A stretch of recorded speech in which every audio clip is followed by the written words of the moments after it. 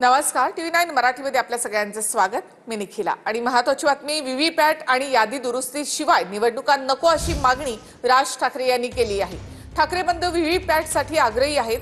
मतदान कुणाला जातं हे मतदारांना कळत नाही असं उद्धव ठाकरे यांनी म्हटलंय।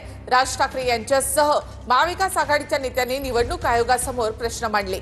दरम्यान माहिती घेण्यासाठी आयोगाने वेळ मागितलेला आहे असंही कळतं।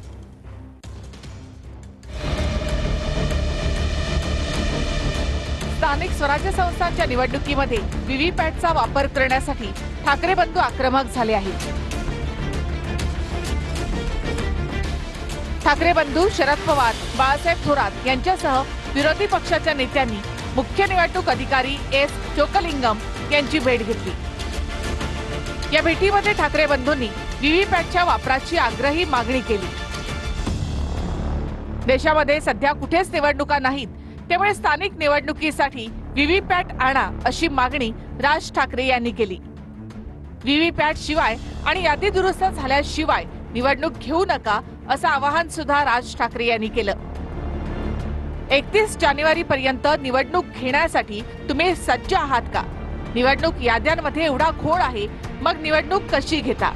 निवडणूक जाहीर झाली नाही तरी मतदान नोंदणी बंद का केली? अनेक ठिकाणच्या यादीमध्ये वडिलांचं वय मुलाच्या वयापेक्षा कमी असल्याची उदाहरणं आहेत। याद्यांमध्ये प्रचंड घोळ आहे। 2-2 ठिकाणी मतदारांचं नाव कसं आहे? जे आज 18 वर्ष पूर्ण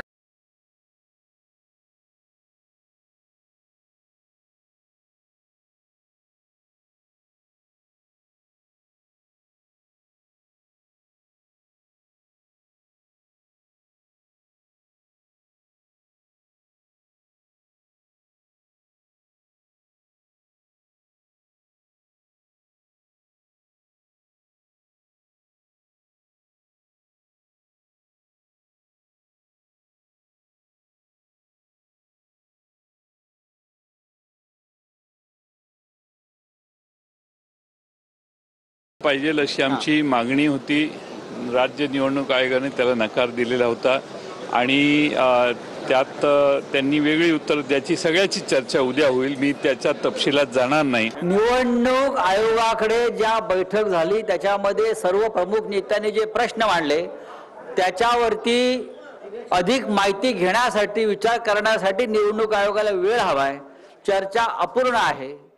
उद्या पुन्हा एकदा एकत्र भेटण्यासाठी म्हणजे दोन्ही आयोग राज्य आणि केंद्र हे एकत्रित या शिष्टमंडळाला भेटणार आहेत।